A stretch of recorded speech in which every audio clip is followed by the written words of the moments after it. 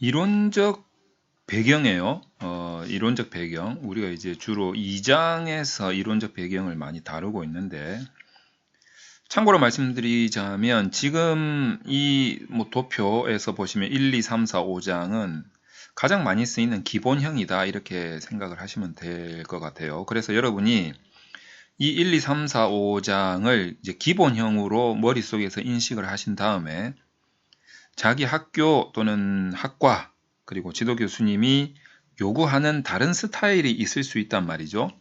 그러면 이제 그 스타일에 맞게끔 응용을 하실 수가 있어야 됩니다. 자, 이 목차 구성에 대한 응용, 그 응용력을 여러분들이 좀 기르는 차원에서 그냥 뭐 맨땅에 삽질을 할 수는 없잖아요. 그러니까 이제 이 기본형을 그야말로 베이직으로 딱 삼아가지고 응용을 하시면 좀 도움이 되겠다.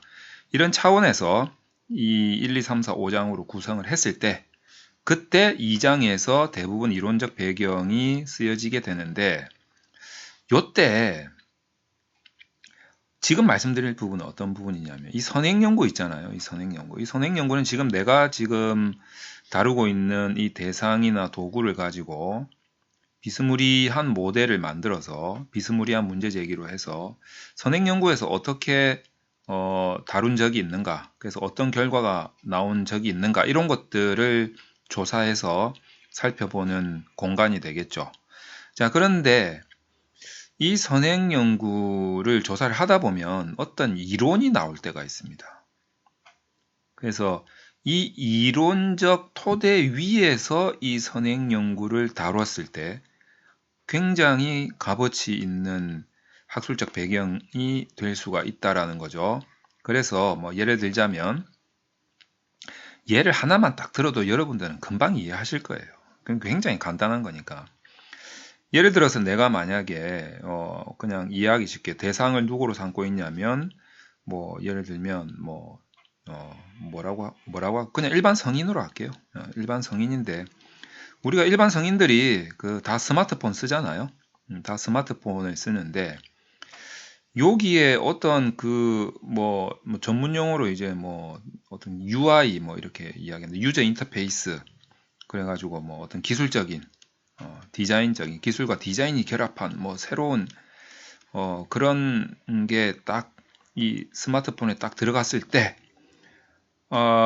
저 같은 경우에는 이제 전화기를 스마트폰을 거의 전화, 문자, 카톡, 유튜브 요 정도로만 사용한단 말이죠. 근데 그거 말고도 사용할 수 있는 기능들이 엄청 많잖아요. 그러니까 그런 기술이 도입이 되었을 때 우리가 그거를 얼마나 잘 사용을 할 수 있을까 라는 것을 가지고 선행연구 조사를 해보면 실제로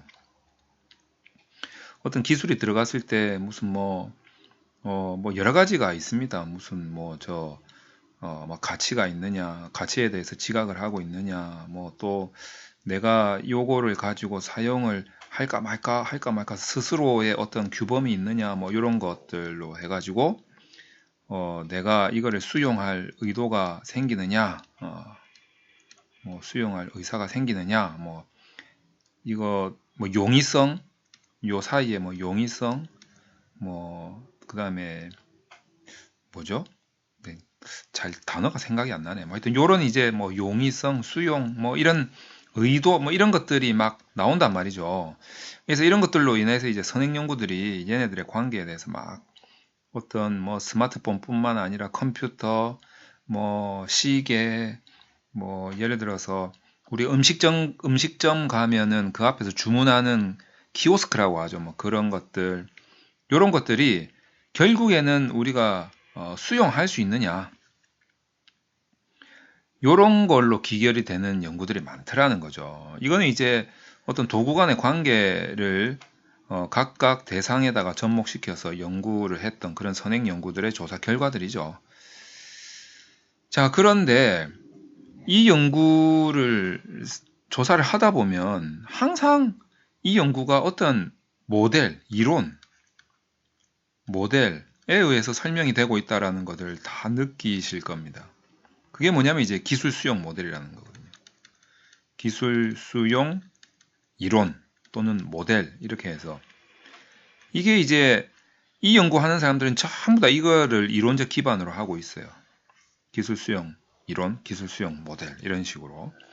그래서 요럴 때 학술적 배경에서 이 기술 수용 이론에 대해서 설명을 쭉 해준 다음에 선행 연구 조사를 쫙 해주면 이론적 바탕 위에 제시된 선행 연구들의 결과들, 그리고 이 모델을 어떻게 변경할 것이냐, 수정할 것이냐, 또는 보완할 것이냐, 확장할 것이냐, 뭐 이런 식으로 선행 연구들에 의한 유추에 의해서, 논리적 근거에 의해서 연구 필요성을 이렇게 제기를 하는 거죠.